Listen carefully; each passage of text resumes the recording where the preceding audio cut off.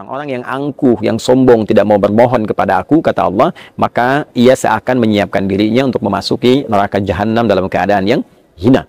Ya, ini adalah satu penegas bahwa orang-orang yang hidup di muka bumi sebagai hamba dan dia tidak menghamba, merasa sebagai yang punya segalanya, merasa dapat menyelesaikan segala hal. Ya, bahkan secara fitrahnya ia dicipta justru untuk menghamba.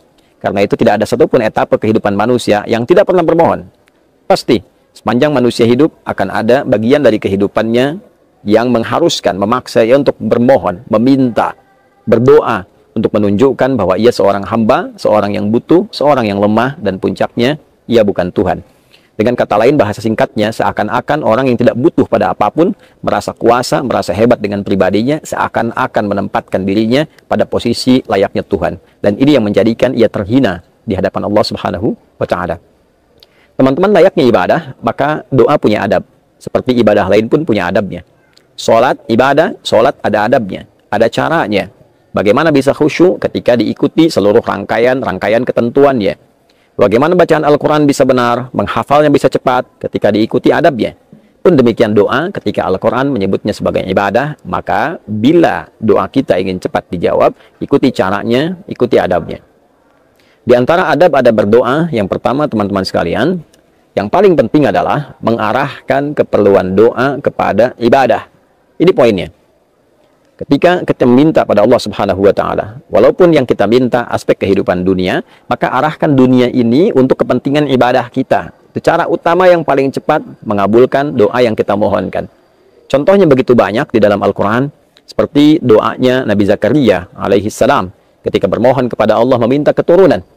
Maka beliau memohon, diabadikan di Quran surat Maryam itu, ya, dengan mengatakan, ya Allah, ini fisikku telah mulai letih, rambutku telah memutih, washta'ala ra'su syaiba walam akum bidu'aika syaqiyya, dan aku tidak putus berdoa kepadamu ya Allah. Untuk apa?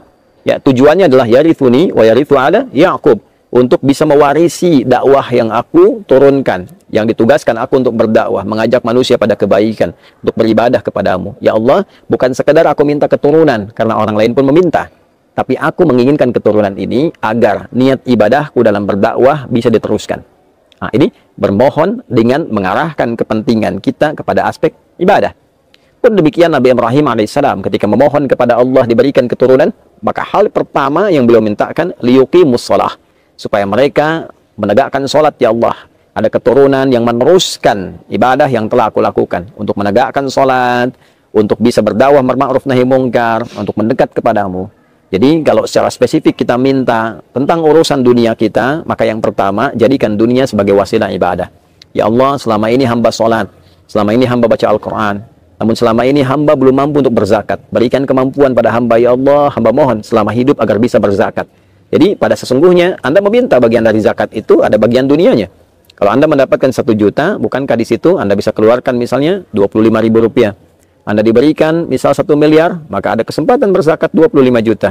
Anda minta zakat 25 juta, tapi Anda mendapatkan bagian dunia 975 juta yang diolah dengan cara yang halal dan benar.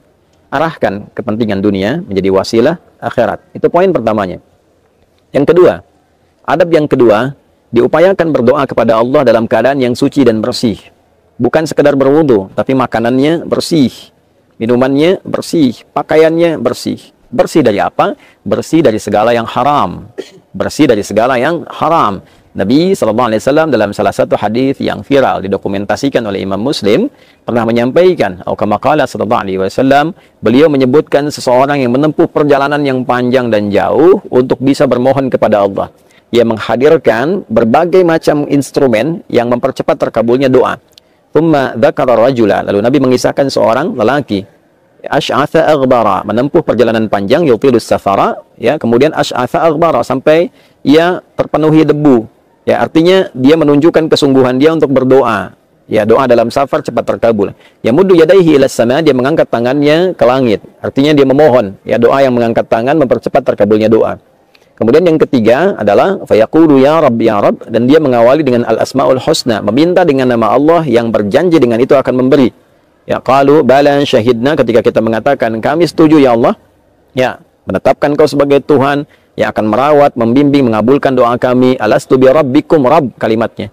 Itulah rahasianya kenapa dalam setiap doa sering kita menggunakan kata Rabb, Rabbana zalamna anfusana, Rabbana atina fid dunya hasanah, dan seterusnya. Dan orang ini mengatakan, Ya Rabb, Ya Rabb. Apa komentar Nabi terhadap pernyataan dan perilaku orang ini? Nabi mengatakan, Anna yustajabu lidzalik, atau kama qala sallallahu alaihi wasallam. Bagaimana doanya bisa dijawab? Famat'amu haram, mashrabu haram, makanannya haram, minumannya haram, malbasu haram, pakaiannya haram, wa ghudhiya biharamin, dan perangkat hidupnya haram. Jadi ternyata yang haram itu bisa menghambat doa.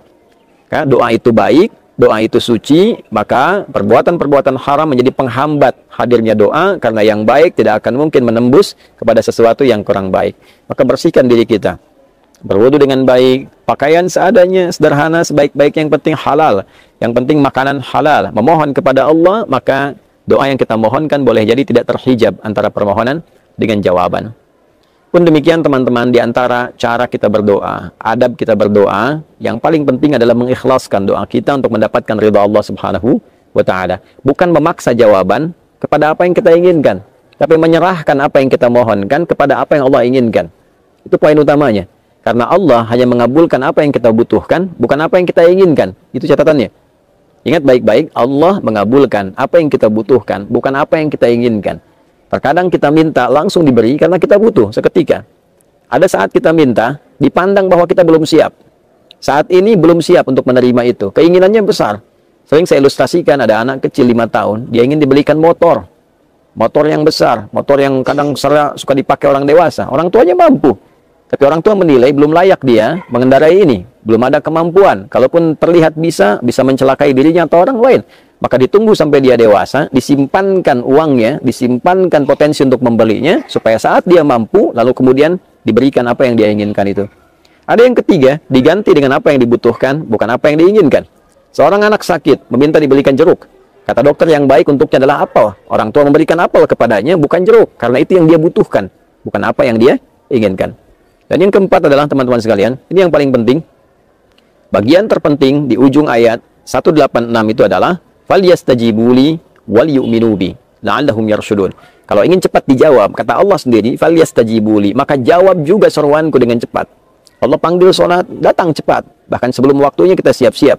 Allah minta kita puasa dengan baik, lakukan dengan baik. Disuruh, lakukan. Siap-siap, kerjakan. Orang yang cepat merespon seruan Allah, betapa cepat juga Allah Subhanahu wa Ta'ala merespon apa yang dia inginkan.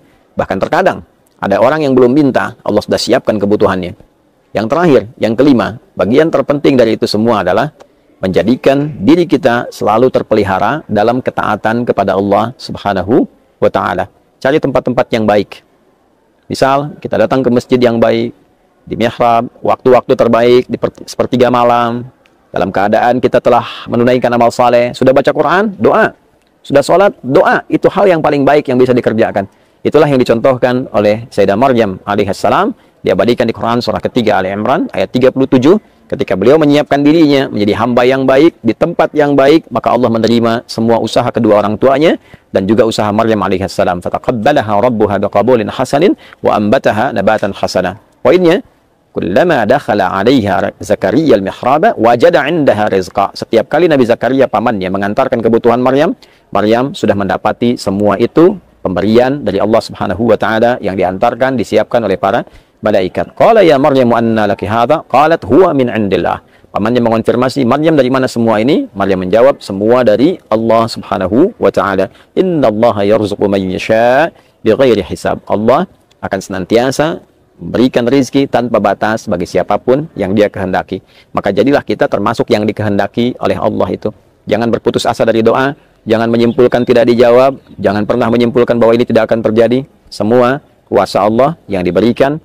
Ketika Allah menghendaki, terjadi, pasti terjadi. Seperti itulah Nabi Zakaria meyakini, lantas kemudian beliau sholat di tempat itu, memohon keturunan, dan menepikan semua prediksi yang telah terjadi.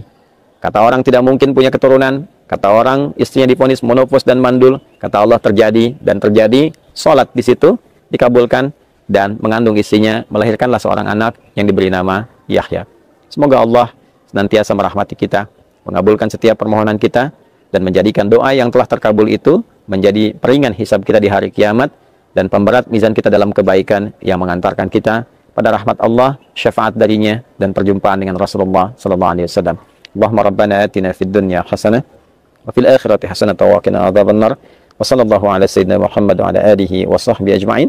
Wa akhiru da'wana alhamdulillahi rabbil alamin.